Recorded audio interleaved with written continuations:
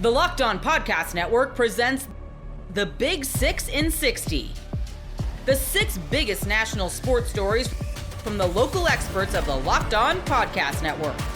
Get the real story, why it matters, what's next, who wins the big game, and more, all in 60 minutes. The Big 6 in 60 starts now with the biggest story in sports. You are Locked On Mariners, your daily Seattle Mariners podcast, part of the Locked On Podcast Network. He's coming home, folks. He's coming home.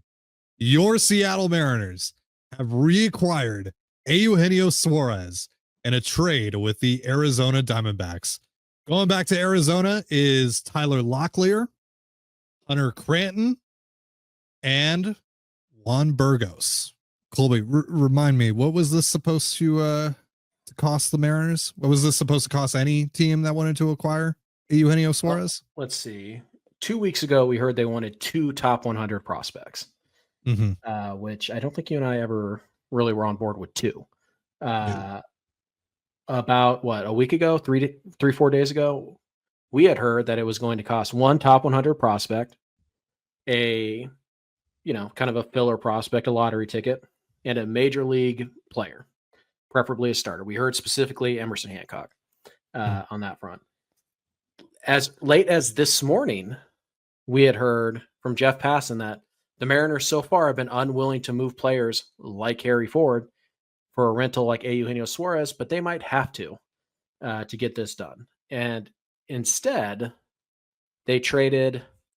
I'm not here to disrespect Tyler Locklear. He's having a breakout year. Yeah.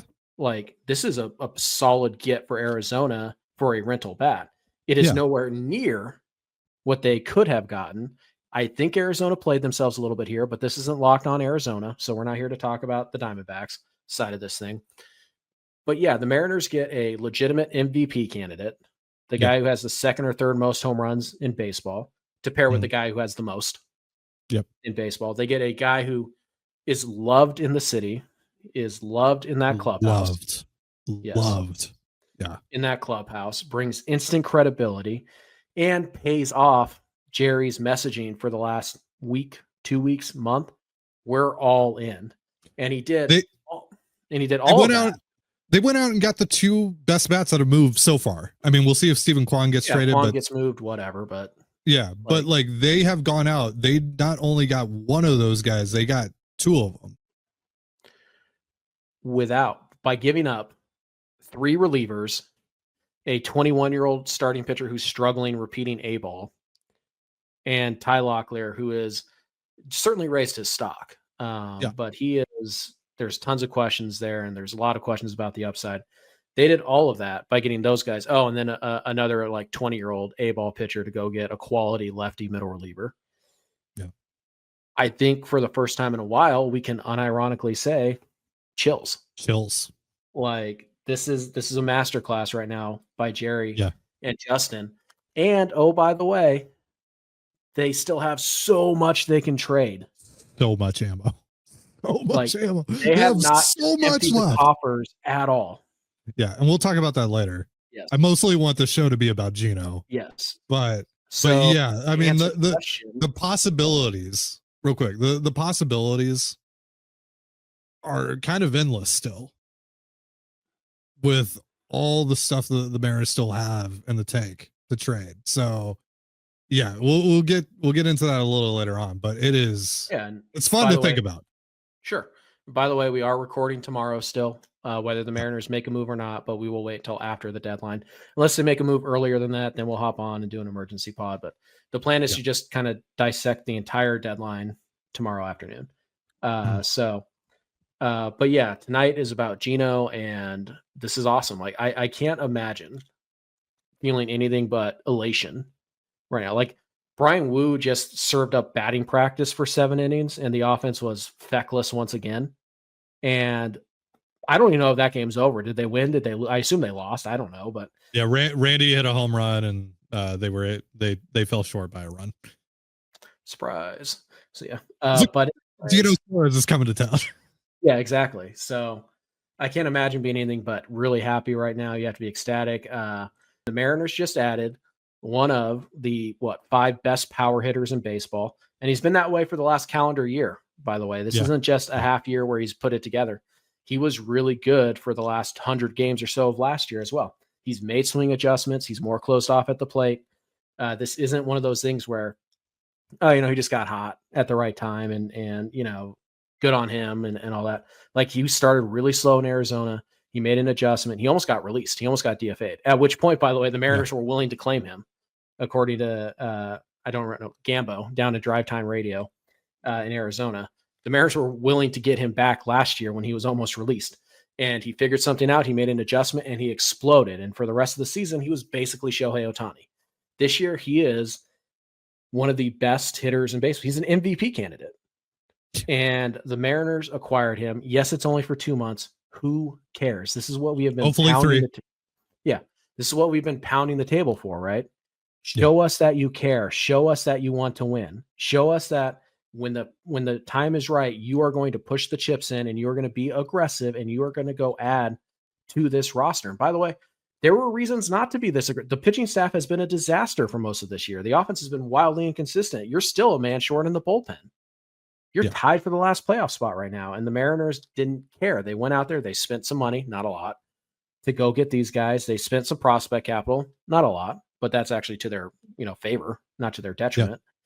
And they have dramatically improved this team. There is not a single lineup in the American League that can match what Seattle's bringing right now. None. There is none. That doesn't mean they can't upgrade in some places. Of course they still can. But 1 through 9, the Mariners have the deepest lineup in the American League and one of the deepest lineups in all of baseball. That is just a fact. They have to perform, but the fact is that 1 through 9, there are very few lineups you're taking over this one right now, particularly the way Gino and Cal are playing this season. So this is an incredible trade, an incredible price. There is literally nothing to complain about in this one. Sorry, Ben Williamson stands. Might be going to Tacoma. He might be on the bench for Dylan Moore. I don't know. I don't really care right now. The Mariners got significantly better today.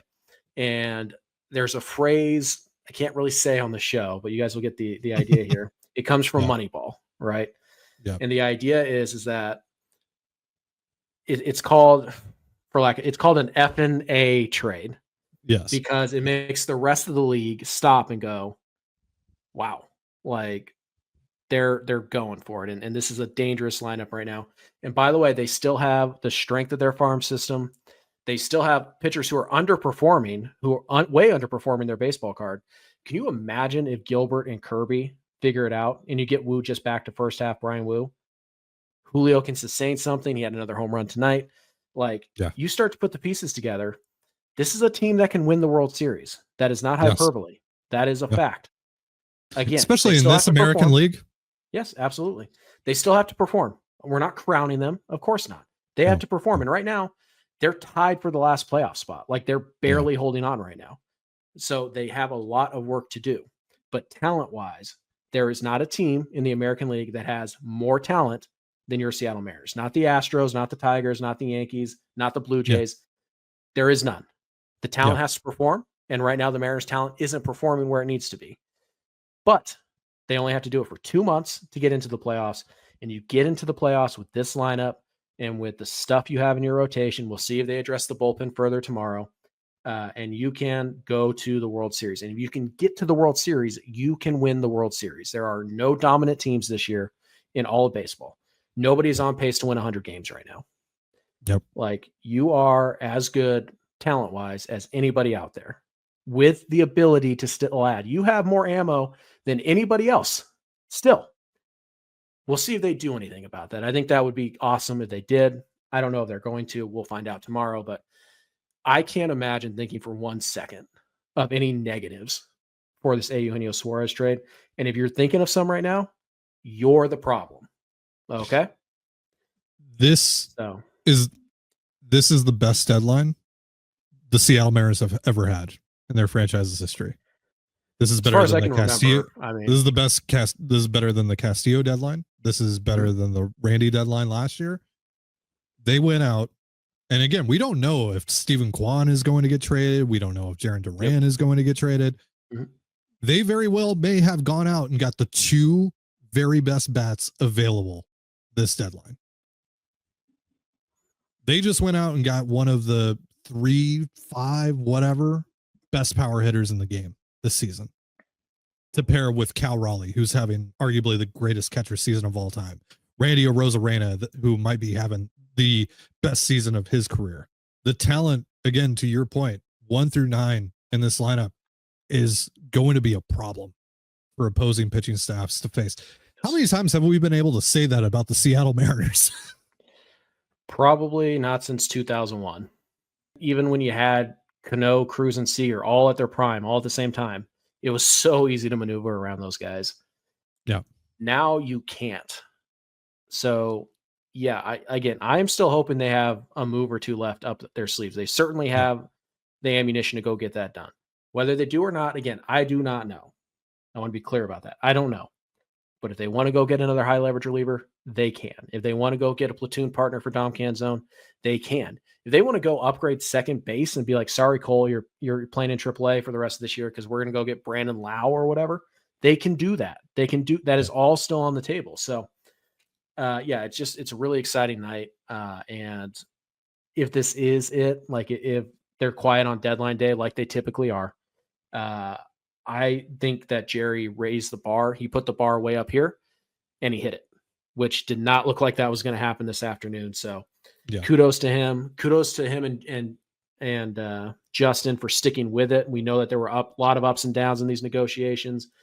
There was a lot of times they could have panicked and they could have, we have to do something. We have to do something. Let's push extra for this Duran trade or whatever.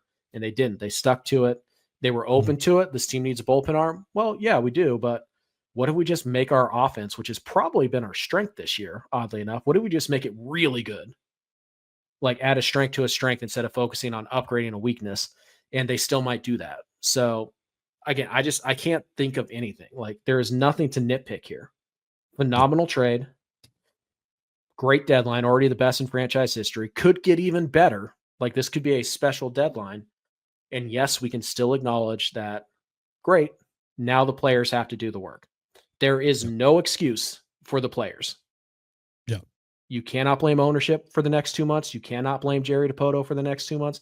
There is no excuse. It is on the players now to get this done. They've been begging front office. They've been begging ownership to show them and to supplement them and give this core a chance to win. They just did it over the last week, and they still might do it again tomorrow. It's on you. This is on you. Yep. So take the opportunity and run with it. Real quick, the Diamondbacks are set to play the A's starting on Friday.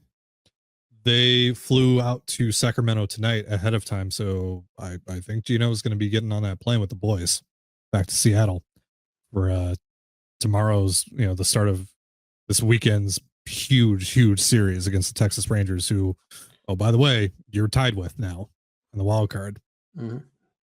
So Also, by the way, kind of looks like we might get one more, not Mariners related, but we might get one more massive trade tonight because Dallas Braden is hinting pretty clearly that Mason Miller might be about to be traded. He said he's just here. Dallas Braden. No, to who? Oh, do we know? San Diego. Heyman is saying that San Diego is working really hard to get Mason Miller. They have the pieces to make that work? I don't know. And there is a report out there that they actually want him as a starter.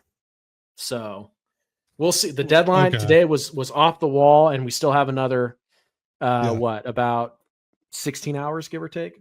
Well, yeah, whatever, 20 hours-ish, whatever. Interesting. So, yeah, we'll see what happens.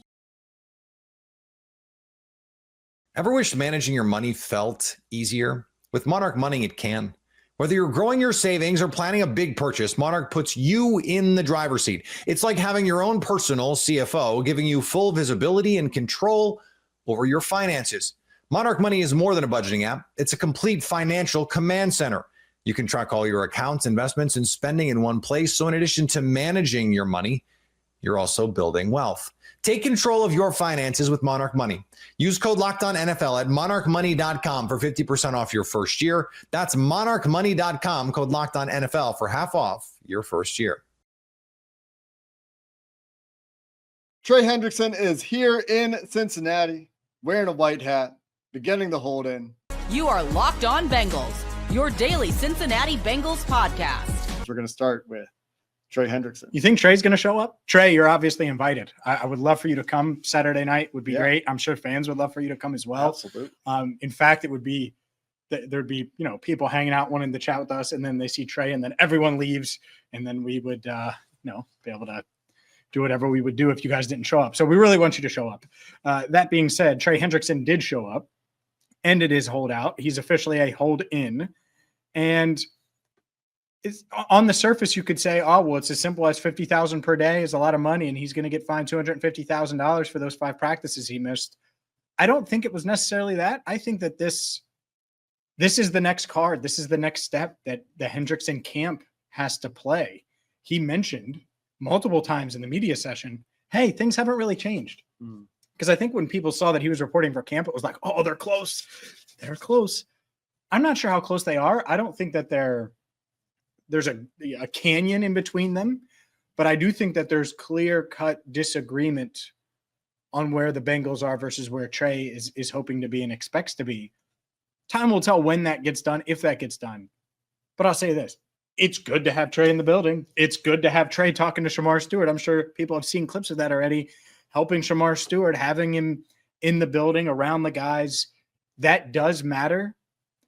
And so just really, really high level, it's good to have 91 around. And then when you get to the nuts and bolts of it, I do think easier might not be the right word, but it does set the table to get a deal done a little better with him here versus him away. Even if he's not the one doing the negotiating, he can say, hey, remember me? I'm the guy that needs to be paid before week 1. I think that's a hope from Trey Hendrickson as he shows up. It was reported as a gesture of goodwill, something that he's hoping shows that, hey, I'm serious about this. I want to be a good teammate. I don't want to be a distraction.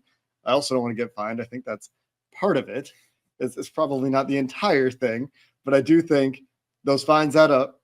You do this for another few weeks, you're at $1 million pretty quick. So the fines do add up after some time. But I did find Trey's remarks to be it's that Lisco money. Interesting. Yeah, right. I wish. I did find Trey's remarks to be interesting, talking about the mutual desire. This is what stood out to me the most. And I think this is also him posturing a little bit, but there's a mutual desire to get a deal done, and saying that he thinks there's an understanding from him and the ownership that he's not going to play this year on his deal. Now, he also wants security, and he's been very consistent in articulating the need for quote unquote security, i.e. guaranteed money. And that's what's been reported. That's what Trey's been saying the whole time. And so that remains, maybe it's not a canyon, but there is some sort of crack in the earth between the Bengals and Trey Hendrickson. Now, how big the crack is, that's up to the person you ask, probably. But mutual desire to get a deal done, a need for security. Trey is here, and that he's here, I think, means good things if you were thinking about his availability for the beginning of the season. I think. What do you think? Well, a couple things. One, find out Saturday how big the crack is. No. 2, that's a fun slogan to promote everything. 2, I don't know. I do wonder, if you're Trey, I think there was a part, put it like this, because this is now similar to the Jamar Chase situation last year. I think there was a part of Jamar Chase last year, early in the season, week 1, week 2, when he was clearly distracted, and I think was really struggling with playing and whether or not he should play and if he should push the envelope a bit more. And ultimately he didn't, and I think that distracted him and impacted his play on the field. Would Trey be willing to miss games? I don't know. I think in his mind, he's hoping it never has to come to that he doesn't have to cross that bridge. Absolutely. That he's coming here. He's saying, all right, well, let's figure this out. And by the way, I think they do. Well, that's what I'm saying though, too, right? That he's here means, to me, it's suggestive that he is highly incentivized to get something done that leads to him being on the field for week 1, one way or another. Sure. And so it's interesting, how close are they? The Schefter thing, and we kind of talked about that yesterday. The 6 to 10 million, people kind of ran with that, and he was throwing out numbers. I don't know how true that is, but let's just say it is. You could throw another $6 million in that signing bonus. You don't have to guarantee that. Like, there are ways. So I don't know if it's that close. I think that's probably the way it eventually goes, is toward the signing bonus. They'll probably do something with year two, but that's how they did it with Orlando Brown, right? Orlando Brown needed a number of guaranteed dollars. They did it with the biggest signing bonus they've ever done at the time. 31 million? I thought it was 36. 30. It might have been 36. It was a lot. It was a lot of cash. Many millions. It's a lot of cash. Orlando, feel free to send me $1 anytime. I think that might be how this goes. And with Trey reporting and him maintaining that, not much has changed on the contract front. It doesn't feel like it's in the red zone. I told our Locked On Bengals insiders, you can join by going to joinsubtext.com/LockedOnBengals, that I remembered it this time. Yeah, nailed it. I never remember it. Crushed I'm always like, Jake, what is it? joinsubtext.com/LockedOnBengals. I told them it doesn't feel like it's in the red zone yet. And that doesn't mean it's not on the right side of the 50, but it still doesn't feel like it's in the red zone yet. And I still get that feeling that it's not there. Doesn't mean it can't get there quickly, especially with Joe Burrow at quarterback. Explosive plays. Andre Yosevach in the seam all day. Huge all day on Wednesday. Day for Andre. And so ultimately, though, for Trey, we've spent all offseason talking about Trey Hendrickson. I'm not shocked that he showed up. I'm not shocked that he wants to get a deal done. I'm not shocked that he said what he said and clearly made it from the jump. Hey, I'm not talking for 20 plus minutes. He talked for 8 minutes on Wednesday. So Trey's aware of everything that's been said about him all off season long. He wants everyone to know, hey, I'm a team guy. I understand it. I want to help Shamar. I want to help Miles. I want to help these guys, but I also want long-term security. And he said security a few times, and that's why the signing bonus part of it. It doesn't need to be. When I think of security in that word, well, upfront money is just as good as guaranteed money. You got that money. You get that money. And security comes how? When you get money. So hopefully they can find common ground over the next few weeks. I would personally think August 22nd. I'm going to pick a date. I think like in that range, like a month into camp. By then, you want something done so he can get out there on the practice field for a few weeks. Yeah. Give me the after. If you're giving me a before and after over-under kind of line on that. I agree, but I'm just saying like in an ideal world. Ideal world, yes. Ideal world. Joe Burrow talked about this today as well, and kind of how he thinks this is a relatively common thing around the league, how it's something that often gets done going into week one. And that's how it was for him. Yeah. That's his lived experience, and wouldn't be shocking if it's similar. That's where I keep coming back to is it wouldn't be shocking if it's similar. I hate it because it's such a distraction. I've said it so many times on the pod. Obviously, you have Joe. He literally signs his contract, hops on the plane to Cleveland. They get the rear ends kicked in. Part of that was the calf. I get it, but you can't tell me it wasn't a distraction. And then last year with Jamar, it would just be nice, Jake. Would be. You are Locked On Raiders, your daily Las Vegas Raiders podcast. You're excited to hear about left tackle Colton Miller and the Raiders agreeing to a 3-year deal. Jeremy Fowler from ESPN tweeted out late on Wednesday evening, the Raiders and left tackle Colton Miller have reached an agreement on a 3-year, $66 million contract extension with $42.5 million guaranteed per sources. Longest tenured Raider now in long-term plans of the new staff. That's from Jeremy Fowler on ESPN. And then not too long after that, the Raiders actually made it official like a referee's whistle. Normally the official statement doesn't come out till the next day, but in fact it did come out later on Wednesday as well. The Raiders said Colton Miller signed a contract extension, 6'8", 325-pound tackle, joined the Raiders as the team's first pick, 15th overall in 2018. That's the NFL draft. And since then has played in 109 games and started 107 for the Raiders. His 107 starts since 2018 are the 10th most in the NFL among offensive linemen over that span and the 5th most among tackles. Also, this is a cool note on Colton Miller. One of the most disciplined offensive linemen in the NFL. Since entering the league in 2018, Miller averages just 0.28 penalties per game, the second lowest mark amongst tackles, minimum 100 games played. And then they go on to say the veteran anchor of the Silver and Blacks offensive line was the only member of the line to start in all 17 games in 2024. In 664 pass block snaps last season, Miller allowed a quarterback pressure on 9.8% of his snaps, the 9th lowest mark amongst tackles in the NFL, with at least 600 pass block snaps. So there you go. That's the write-up on Colton Miller from the Raiders, but a guy that was going into the last year of his deal, a guy that had no guaranteed money last year, has no guaranteed money this year, now has got all the money, right? $66 million contract extension, $42.5 million guaranteed. That is fantastic, right? And that's something that is a reward from this new staff for Kolton Miller doing things the right way. Remember, when OTA started back in June, it was voluntary, which OTAs are always voluntary. It's not mandatory until you get to mandatory minicamp. And I believe the very first day of OTAs, Kolton Miller might not have been there. But then he decided to show up. And I remember speaking with him on June 10th. As a matter of fact, he spoke on why he chose to show up and work out, even though he was seeking a contract extension. And the practices at that point, again, going back to June 10th, were just voluntary. Check it out. I've been here for a long time, man. This is, it's what I do. And looking to just improve each day and the direction the organization is going with, Pete. He's preaching competition. We got to make everyone better, including the young guys. So I'm gonna continue doing what I'm doing and lead the guys, and that's how I'm rolling. Hey, I want to be a Raider. I want to be a Raider for life. No, I love it here. I don't want to go anywhere else. So.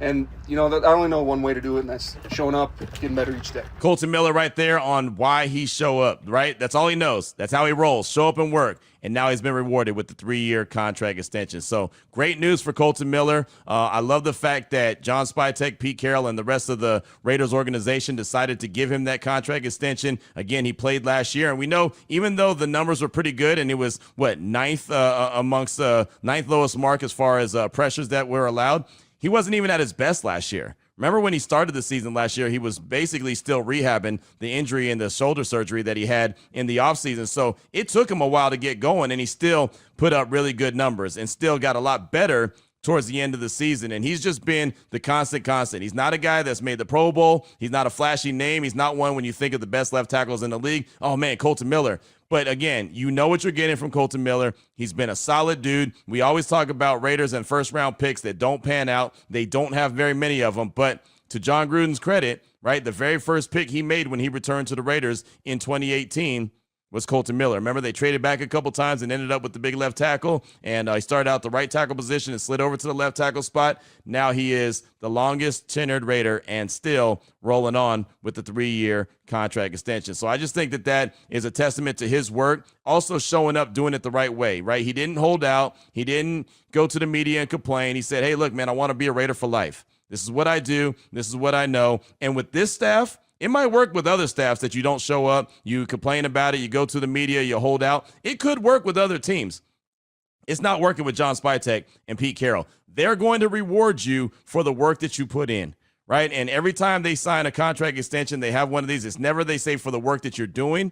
It's for the work that you're going to do, right? It's not for what you've done in the past. It's for what you're going to do in the present. I like that. I appreciate that. And that's what they've been saying with all these contract extensions. So Jacoby Myers, he's a guy that wants a contract extension. Daniel Cash Money Carlson, he's another guy that wants a contract extension. They're both in the final years of their deal. I'm expecting something to happen sooner rather than later, but I also know where John Spytek comes from. He comes from Tampa Bay. He comes from the Jason Light tree, and they usually make these guys wait, right? At some point, they'll reward them with a contract extension, but they're never going to be in a hurry to get it done. Not where they're going to drag their feet and really put themselves in bad positions like you see Jerry Jones and the Cowboys, but they're going to make sure that they know exactly what they're getting. And so you've seen them extend guys like Max. They took care of him. They took care of Adam Butler. They took care of Isaiah Palomao, right? There's guys that they take care of, and it makes a lot of sense. A.J. Cole was a guy that was extended. They took care of him. Now they've extended Kolton Miller. You look at Jacoby Myers, you look at Daniel Carlson, and you're assuming, at least I'm assuming, sooner rather than later, they'll make the call, especially with Cash Money Carlson, man. I mean, he's a kicker still in his prime, and we all know what to expect from him. Jacoby might have to earn it a little bit more, and that's okay, because the one thing I know about Jacoby, that's exactly what he's going to do. He doesn't cry about anything. He doesn't complain about anything. He just goes out there and puts in the work. And puts in the work at a high level. All last year, no drops, right? Fantastic, and had very shoddy quarterback play. It's something I talked about on Wednesday's show. I know Brock is going to be the number one target. Jacoby could be the number one target for the wide receivers. Both of those guys can get it done as far as I'm concerned. And, oh, by the way, there's a bunch of other pass catchers that are on this Raiders team that can help out as well. So big news for Kolton Miller, and I'm sure when we see him today at practice, I'm sure he's going to be a guy that they're going to select to speak with the media as they are back at at practice this morning. 8:30 is when it starts, and then probably around 10-something is when we'll get to meet with coaches and we'll get to meet with players. I'm sure they're going to select Colton Miller now that he got that contract extension. We've all been there, locking on early and waiting forever for concert tickets to go on sale, only to lose your spot for a show you've been dying to see. Live music should be about making memories, not dealing with the stress of ticket shopping. That's where Gametime comes in. Gametime makes getting concert tickets faster and easier than ever. Prices actually drop as it gets closer to showtime, and you can save up to 60% off with killer last-minute deals. Tired of endless scrolling, trying to find the best deal? Gametime Zone Deal picks the best seats in your section for you. And with Gametime, the price you see is the price you pay. No hidden fees. Take the guesswork out of buying concert and show tickets with Gametime. Download the Gametime app, create an account, and use code LOCKEDONNFL for $20 off your first purchase. Terms apply. Again, create an account and redeem the code LOCKEDONNFL for $20 off. Download the Gametime app today. Last minute tickets, the lowest price, guaranteed.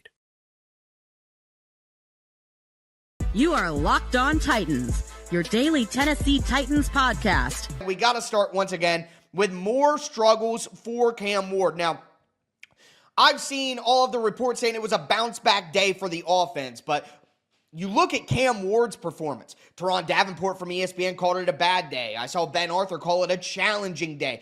Make no mistake about it.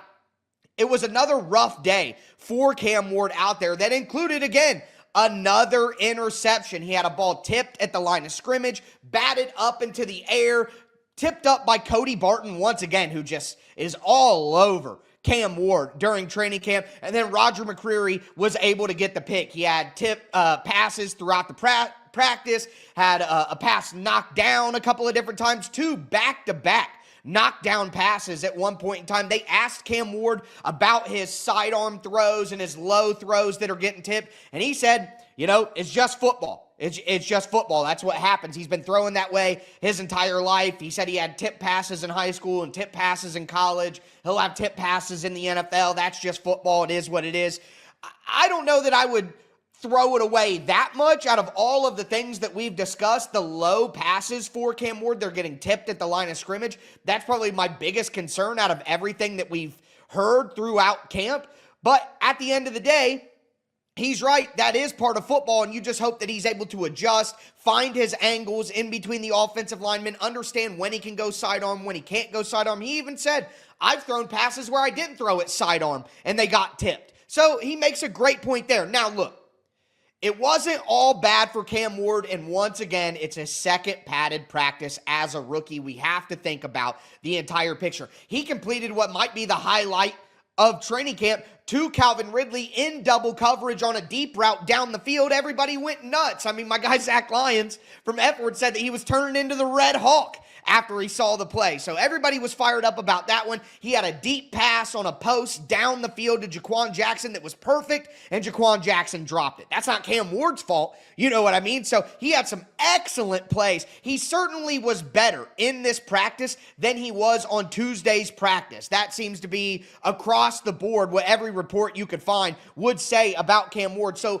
at the end of the day, what you like to see is improvement. You want to see improvement from Cam Ward, and while it was still a pretty rough day for the rookie quarterback, it was a better day than what we saw yesterday. Again, the timing has to be better. He's got to speed up his process. He's got to get through his reads. He's got to do that at a much quicker rate than what he's doing right now to eliminate some of these tip balls and some of these late passes, and I'm getting to the wide receiver and it's behind him because I'm a little bit late. He's just got to speed up his process, and we talk all the time. If you talk to any casual football fan about the difference between NFL and college, they're going to say the speed of the game.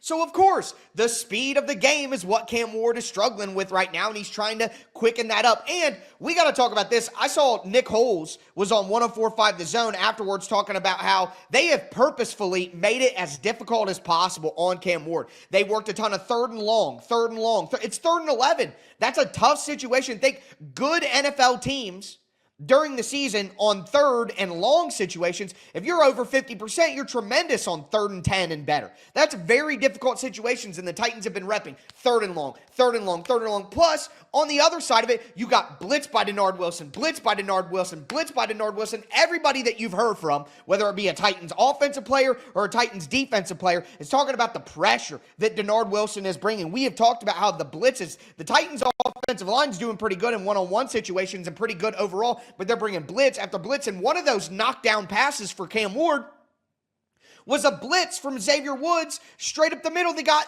untouched pressure on him and then knocked it down. So I think we have to be honest with ourselves. We have to acknowledge, hey, Cam Ward's struggling in these practices. He's not having great practices right now. You have to be honest about that. But you can be honest about that and say, hey, he's not having great practices right now. But you can also say he's improving. And they're making it difficult on him on purpose. It should be very, very difficult early on. These are his first padded practices as an NFL pro. So, again, I know that half of the people read what I say or hear the opening and say, oh, this guy's hating on Cam Ward. And then the rest of you that actually listen say, no, I'm just being honest about Cam Ward, and then preaching patience with that. We can be honest that he's not having great practices right now. He's struggling a little bit. But also be honest and say, this is what a rookie quarterback should be doing. So both of those things can be said at the same time, in my opinion, without anybody freaking out. But apparently that doesn't seem to be the case. I do want to mention one other thing that's been kind of bothering me. It's been on my mind. I see in my comments on YouTube, people saying to me online, well, Levis lit it up in training camp last year, so obviously Will Levis did not light up training camp last year. That is insane revisionist history. Will Levis had good practices that we got excited. He lit up certain practices, but does everybody forget joint practices against the Seattle Seahawks where Will Levis was awful? They did 11-on-11 team period, 2-minute drill at the end of one of those practices, and on the very first throw, he threw a pick six. Will Levis didn't light up training camp last year. So look, I'm not here to say that what Cam Ward is doing in training camp practice right now is real. What I'm saying is all of you guys who are coping with Cam Ward's struggles by saying Will Levis lit up training camp last year, so training camp clearly means nothing, you're lying. You're a liar, because Will Levis did not light up training camp last year. And ask any of the people who actually were there at training camp, who worked training camp. Go ask them yourself. Go ask TD. Go ask the beat reporters whether Will Levis lit up training camp last year. He did not, okay? And I know that since I do this for a living and I cover the team for work and I'm locked in all the time, maybe I remember some of this stuff more than others, but I remember all of you guys yelling at me because I said that Will Levis was struggling during training camp. And everyone got mad because we were all hype and excited about Will Levis. No way, I'm not here, it's just training camp. He's not struggling, it's the same stuff. So I have much more faith in Cam Ward to learn from these struggles and continue, but please do not try to come to my comment section and say Will Levis lit it up in training camp last year. You are lying, okay? Or your memory is rough. Either way, so maybe it's a medical thing and you have memory issues.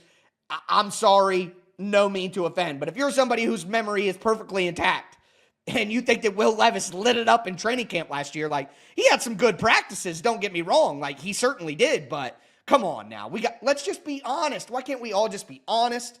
Will Levis didn't light it up in training camp. Cam Ward is struggling, but it's not time to panic. Honest. Ever wished managing your money felt easier? With Monarch Money, it can. Whether you're growing your savings or planning a big purchase, Monarch puts you in the driver's seat. It's like having your own personal CFO, giving you full visibility and control over your finances. Monarch Money is more than a budgeting app. It's a complete financial command center. You can track all your accounts, investments, and spending in one place. So in addition to managing your money, you're also building wealth. Take control of your finances with Monarch Money. Use code LOCKEDONNFL at monarchmoney.com for 50% off your first year. That's monarchmoney.com, code LOCKEDONNFL for half off your first year. Brad Underwood and the Illini get their guy. 4-star Ethan Brown commits to the Illini. You are Locked On Illini, your daily podcast on the Illinois Fighting Illini. Part of the Locked On Podcast Network, your team every day. I released a video on Monday about Ethan Brown visiting the Illini campus, and he's a 4-star kid, and I just kind of talked about what kind of player he was, and here we are, late Wednesday night, and he's committed to the Illini. If that makes you happy, make sure you've hit the like button on this particular video. It's a funny joke in the Discord. I literally just finished completing tomorrow's episode with Big Kurt from the Eyes on Big podcast, and as soon as I finished uploading it, this commitment happens. And so, of course, once again, I'm jumping live immediately. But again, when it comes to these sort of announcements, why not? This is fun. This is what we're here to celebrate. I'll be honest, a lot of what I'm going to say is something maybe you already heard 48 hours ago, but I want to get your guys' impressions. The first official commit of the 2026 class for Brett Underwood and the Illini. Let's talk about the player real quick. First, Ethan Brown, 6'4" combo guard from Rolla, Missouri, is now officially heading to Champaign. A tough, skilled, and more importantly, he's a kid who's really ascending very fast. This is very recently he became a composite 4-star player, and he's blown up over the past spring and summer, even scoring 45 points in a game in June. Again, this is just kind of a rapid reaction, talking about what Ethan Brown's going to bring to the table, how he's going to fit into the future Illini guard rotation, and why I think this ultimately is a very smart and strategic pickup for this program.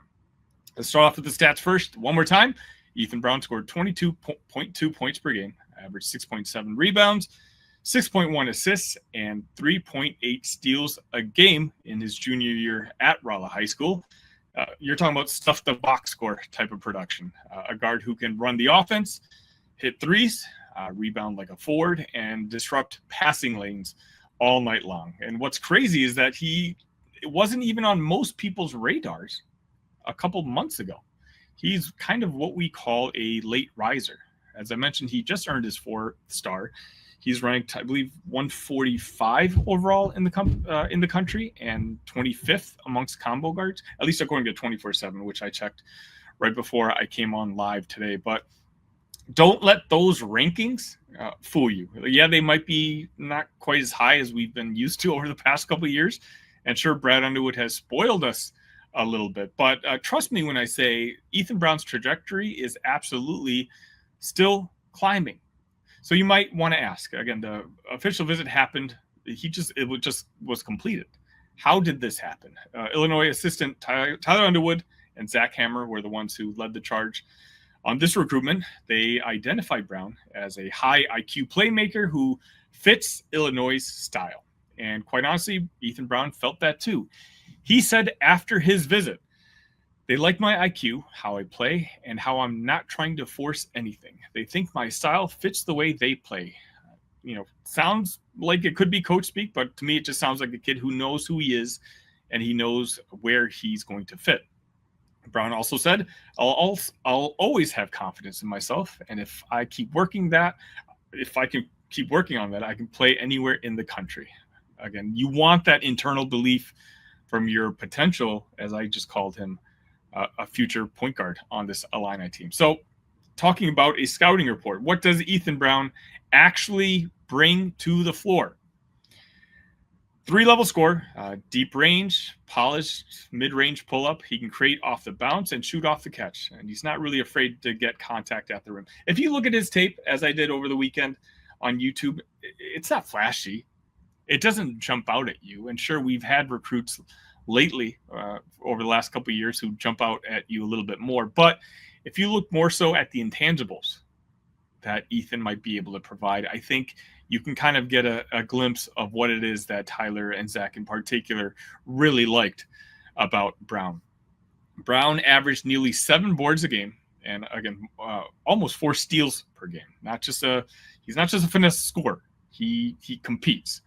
One scout compared him to Christian Braun, I read online, the same Christian Braun who helped Kansas win a national title. And now I believe he plays for Denver in the NBA.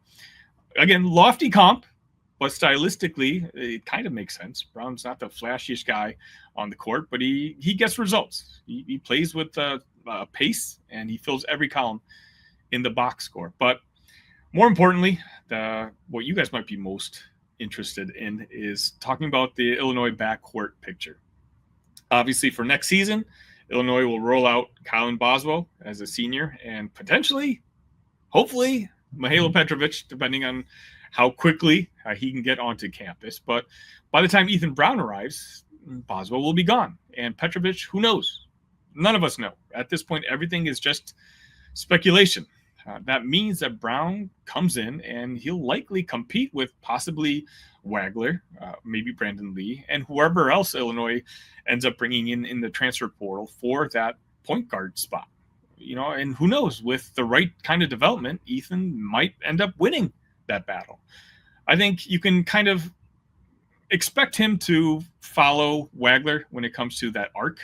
He's going to, I'm being completely honest with you, I don't think Ethan's going to play much his first season. I think he is a little raw, at least compared to the standard that Illinois has had over the past couple of years. Look, the other team that was very aggressive with Ethan was Northern Iowa. And some people had Northern Iowa as the favorite to land Brown. And, obviously things changed. Once he got onto campus in Champaign, things changed around. I think if Ethan had gone to Northern Iowa, he could have played some substantial minutes. He could have been one of their best players. And, he could have filled up that box score. Obviously, the level of competition is way different here in Champaign. And so I think he's going to have to earn those minutes. He might prove me wrong. He might be playing a more important role than I thought in his freshman year. But I think by years 2 and 3, he's good enough to be your potential starting point guard. Again, Brown's not an elite athlete. He's not going to be blowing past Big Ten defenders on game 1.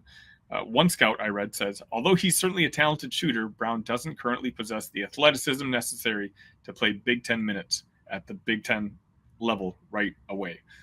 And that's fair. I mean, you just look at the tape. He needs to add strength.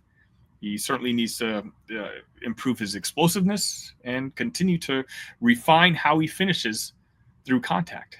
But that's normal, right? That's, again, for a top 150 guy, that's just college basketball. Not everyone's going to be a top 25 freak of nature. Some guys, like an Ethan Brown, develop into high-level contributors in year 2, in year 3, and certainly by year 4. And even that is a win for the program. I'll say this too. When coaches and community members describe Ethan Brown, they all use the same words: respectful, hardworking, and high character. A local Rolla coach said on social media, Ethan is a Power 5 player. What I like most about him is that he plays hard, respectful, and represents the Rolla community the right way. I hope I'm saying that Rolla right. If it's Rolla, I apologize to the Missouri contingent who might be watching this. Let me know in the comment section if I'm wrong. But regardless, that stuff matters, right? Especially in the NIL era where team chemistry and locker room culture are more fragile than ever. You want guys like Brown in your program. Guys who will buy in, play for their teammates, and stay the course. So what does that mean for Illinois? Again, Ethan Brown isn't going to be the loudest commitment. He's not going to be a guy who makes you go viral. But I think if you watch the tape and if you know ball, I think this is going to be a very strong pickup for the Illini. He gives the Illini a floor general for the future, a leader in training, a two-way guard with real upside. Brad Underwood and the staff are clearly betting on fit, feel, and long-term development. And Ethan Brown checks all of those boxes. It's not the sexiest pickup, but I think it's a really smart one. And I think this is going to be how you ultimately build a roster. Again, don't judge this recruitment on the teams that you were recruiting against. Okay, when I say Northern Iowa, you guys may not be all that excited saying, is this where we're at? If anything, pay attention to how this recruitment moves forward. I don't know the type of kid Ethan is. I've never spoken to him, but maybe he's the guy who, I would assume so, just shuts down conversations with all other teams. But pay attention to the kind of scholarship offers that are going to be jumping his way this fall and this winter. I think you're going to be hearing a lot of notable names. Teams that we're constantly competing with. Again, it's a late riser. It's this past summer where he's really been putting up real real numbers. I think as long as you look at it from that aspect and moving forward, I think you're really going to like this pickup. We've all been there, locking on early and waiting forever for concert tickets to go on sale, only to lose your spot for a show you've been dying to see. Live music should be about making memories, not dealing with the stress of ticket shopping. That's where Gametime comes in. Gametime makes getting concert tickets faster and easier than ever. Prices actually drop as it gets closer to showtime, and you can save up to 60% off with killer last-minute deals. Tired of endless scrolling, trying to find the best deal? Gametime Zone Deal picks the best seats in your section for you. And with Gametime, the price you see is the price you pay. No hidden fees. Take the guesswork out of buying concert and show tickets with Gametime.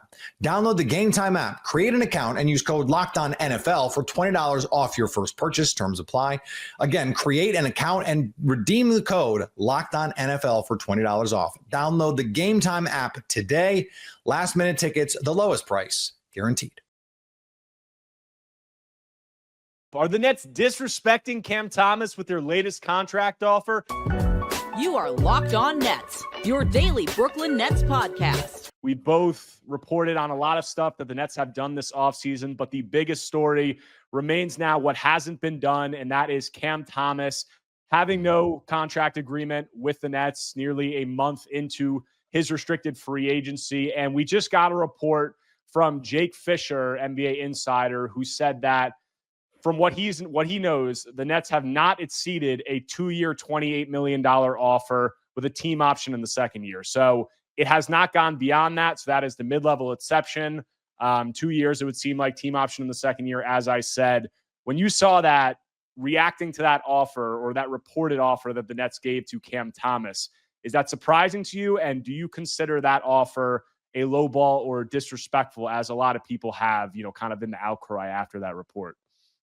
Was it surprising to me that the offer wasn't higher? No, not particularly, because the Nets, as has been reported ad nauseum, are the only team really that has significant money to spend. So they're disincentivized to bid against themselves. The other issue, again, this is my perception, is that Cam, I believe, feels he is worth more than that. So it brings up the question of, well, if the Nets give him more than that, just because, right? Homegrown guy, engender goodwill, whatever. They give him another $2 million just to do it. He may still feel he's vastly underpaid. Also, I think the third factor is the Nets still have a significant sum of cap room, which I completely understand a number of Cam Thomas fans say should have immediately gone to him because he is their leading scorer and homegrown player. But the way the business of the NBA runs, you take advantage of sequencing your deals. So if you are trying to use that cap room to try to squeeze first round picks or hell, even swaps or second round picks or whatever, young prospects, whatever, out of a team that's facing the second apron, and you're trying to take salary dumps, you need the cap room. Cam comes either last or next to last in that equation. You use the cap room, then you come back to Cam. So one, I'm not surprised that they aren't throwing higher and higher and higher offers at him to get him to sign yesterday. I don't think that's going to be a yesterday problem, a today problem, a tomorrow problem. Maybe that's a next month problem. Maybe that's a September problem. I don't think that's first and foremost. So I think they're going to start low. Cam will start high, and we'll see. But no, I'm not shocked at the amount or stunned at the amount, nor do I think it's egregiously insulting based on where Cam stands in the landscape of the NBA and what kind of market he has right now. And that last thing you said is interesting because Cam very well may be finding this insulting. And, you look at the things that I've heard, about Cam's camp going into negotiations is that they had some allusions to some deals, like whether you want to talk about Jalen Green or Emmanuel Quickly or Jordan Poole, whoever you want to say, these guys, these younger guards who have gotten paid in the range above $30 million annually. Cam came in and said, we think we're better than these guys. His camp said, we feel like we should be paid accordingly, like those guys. And just based on the market, that's not going to happen. And also, a lot of those deals were made before the new CBA came into play. So there's an argument to be made about whether those guys would have gotten those deals if they were dealing in this new CBA, if those negotiations had happened in this new CBA. So that brings in an interesting question of, how is Cam viewing this offer from the Nets? Like you said, if the Nets give him a few extra $1 million as a show of goodwill, does that really make a difference? Because if Cam's at $30 million and the Nets are at $14 million, they go up to $16 million. Is that really making all that much of a difference? So, it's kind of tough to say. But when you look at that offer, do you view this as a situation where the Nets are here, Cam Thomas is there, or there could be a meet in the middle? Or do you think that this is going to be a hard line of the Nets of nobody can offer you more than this $14 million non-taxpayer mid-level exception, and we're not going to go above that? Well, I guess it depends on what you feel meeting in the middle is, right? And I guess that goes to what we're saying. I talked to somebody who knows Cam fairly well, and 3 names that were discussed. He does not feel, meaning Cam, I'm led to believe he does not feel that he is any inferior a player to Tyler Hero, and you mentioned Quickly, and RJ Barrett, right? 27, 31, etc. He doesn't feel he's inferior to any of those players. You also correctly point out that this is a different landscape, right? So if he thinks he's that good, thus he should get paid that much, and the qualifying offer is what it is, the Nets offer reportedly is what it is. Meeting in the middle, if you're saying meeting in the middle means 22, 23 million, 24 million, my supposition is that that's unlikely. Do I still think Cam will be playing in a Nets uniform? Probably.